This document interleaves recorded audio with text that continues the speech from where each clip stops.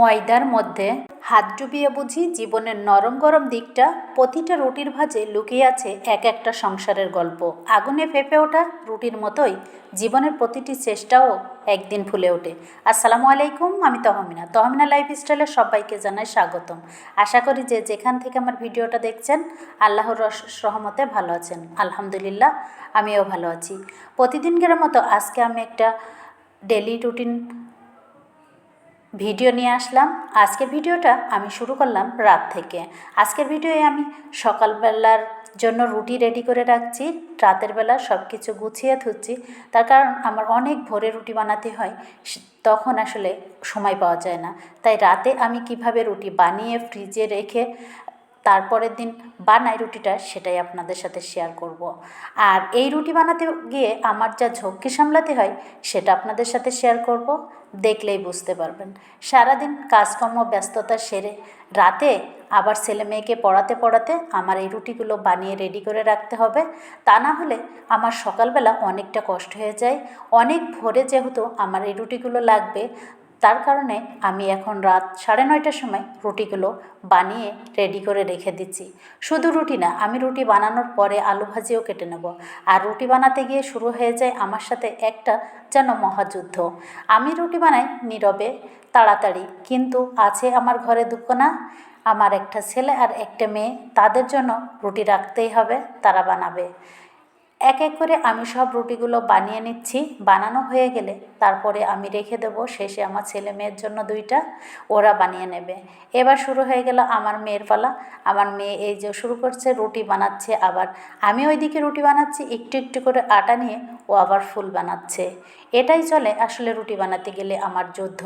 আমার একটুও ভালো লাগে না রুটি বানাতে। ওরা যে কী জ্বালাতনটা আমার করে রুটি বানাতে গিয়ে, তা বলার নাই।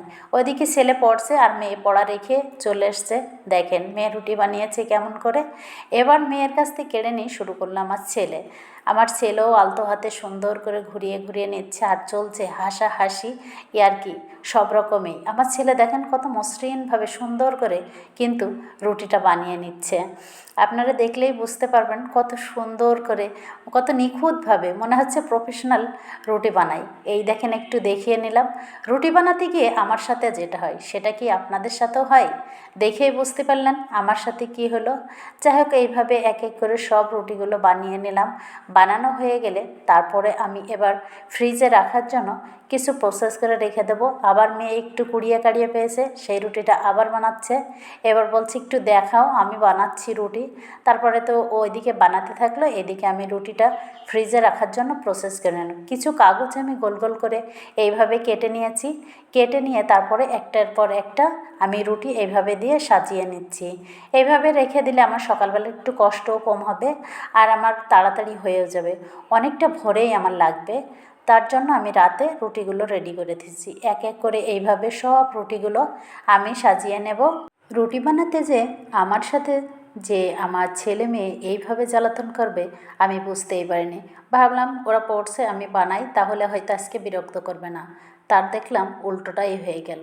যাই হোক, রুটিগুলো সব বানানো হয়ে গেছে। এবারে এক এক করে আমি সবগুলো রুটি এইভাবে সাজিয়ে তারপরে প্লেট দিয়ে ঢেকে ফ্রিজে রেখে দেব।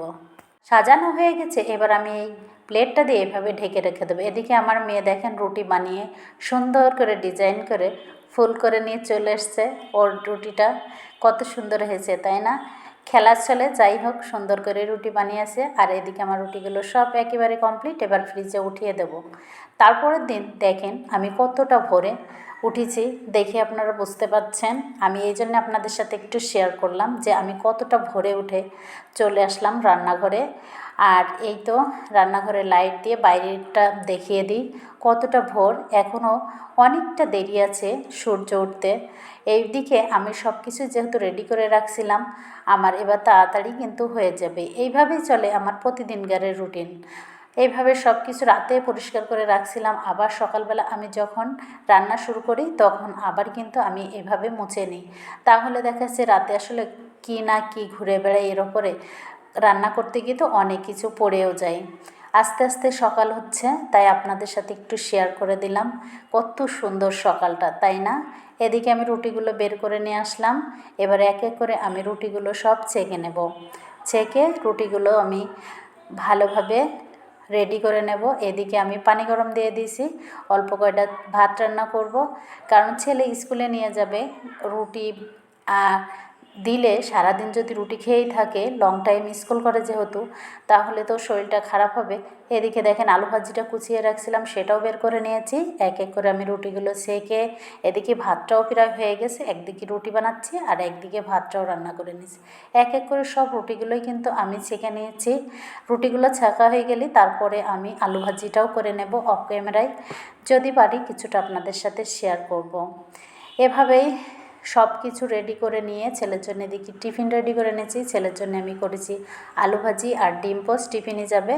আর আমি ওকে ভাত খাওয়াই দিয়েছি, তার কারণ যদি সকালে রুটি খেয়ে যাই, আবার যদি দুপুরে গিয়েও রুটি খাই, তাহলে শরীরটা আসলে খারাপ করতে পারে। তাই ছেলেকে গতকালকের গোশ রান্না ছিল আর আলু ভাজি আর এই যে ভাত, এই দিয়ে ছেলেকে ভাত খাওয়াই দিয়েছি আর টিফিনে দিয়েছি রুটি। আর অবশিষ্ট আছে, দেখা যাক যে যেটা খায়, যে ভাত খাবে ভাত আর যে রুটি খাবে রুটি। মেয়ে এদিকে শুরু করে দিয়েছে, মেয়ে মুরগির গোশত দিয়ে আলু দিয়ে ঝোল দিয়ে এইভাবে সব রুটিগুলো মাখিয়ে নিয়েছে, মাখিয়ে নিয়ে রোল করে করে খাবে। এই ফাঁকে সবারই খাওয়া দাওয়া হয়ে গেছে, তখন নিজেকে একটু মনে হলো সময় দিতে মন চাচ্ছে। যাই হোক, আমার জন্য একটু রং চা আর আমার হাজব্যান্ডের জন্য বানিয়ে নিলাম। বানিয়ে এবার একটু আরাম করে বসে খাবো, কারণ এই সকালবেলার এই টেনশন আর এই প্যারা আসলে, আর শীতের সকাল একদম ভোরে উঠে রান্না করা মানে কিন্তু অনেকটা কষ্ট, তাই না? আর অত সকালে তো কিছু খাওয়াও চাই না, তাই ভাবলাম এক কাপ রং চা বানিয়ে একটু আরামে শান্তি করে খাই, যেহেতু ছেলে চলে গেছে। এদিকে আমার হাজব্যান্ডকে দেবো মিষ্টি বিস্কুট আর আমি খাবো নোনতা বিস্কুট। আমার চায়ের সাথে কেন জানি না নোনতা বিস্কুটটাই ভালো লাগে, মিষ্টি বিস্কুট আমার ভালোই লাগে না। এবার আমার হাজব্যান্ডকে দিয়ে এসে আমার পছন্দের একটা জায়গা বারান্দায় বসে বসে আমি এবার চা খাবো। চা খেতে খেতে আমি দেখলাম গাছে অনেকগুলো মরা পাতা জমে গেছে। তারপরে চাটা খাওয়া শেষ করে গাছের এই শুকনো পাতাগুলো আমি পরিষ্কার করে নেব। এভাবেই আমার রাত থেকে এই সকাল পর্যন্ত ভিডিওটা কেমন লাগলো, ভালো লাগলে অবশ্যই একটা লাইক কমেন্ট করবেন। আর ভিডিওর কোনো অংশ যদি একটুও ভালো লাগে আমার চ্যানেলটাকে সাবস্ক্রাইব করে দেবেন। এবার আমার চাটা খাওয়া হয়ে গেছে, তারপরে আমি এবার আমার গাছগুলো পরিষ্কার করে নেব। আসলে গাছগুলো অনেক দিন যত্ন করা হয়নি। এই যে দেখতে পাচ্ছেন এই শুকনো পাতাগুলো এক এক করে আমি সব পরিষ্কার করে নেব। পরিষ্কার করে নিয়ে আপনারা দেখতে থাকুন আমি কিভাবে পরিষ্কার করি। ভিডিওটা ভালো লাগলে লাইক দিলেন। আজ এই পর্যন্তই। আপনারা সবাই ভালো থাকেন, সুস্থ থাকেন। আল্লাহ হাফেজ, আসসালামু আলাইকুম।